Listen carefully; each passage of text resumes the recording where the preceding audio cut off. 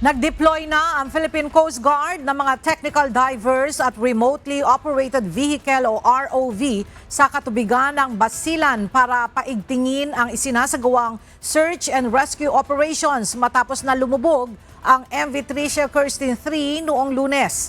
Sisisid ang technical divers para magsagawa ng underwater search and rescue operations at mahanap ang mga nawawala pang pasahero ng lumubog na Roro. Habang gagamitin naman ang ROV para magsagawa ng deep water inspection at enhanced search capability sa mga area na hindi na kayang sisirin ng divers. Sa record ng PCG, sa ngayon ay mayroon pang 10 hinahanap na pasahero mula sa lumubog na Roro vessel sa Basilan.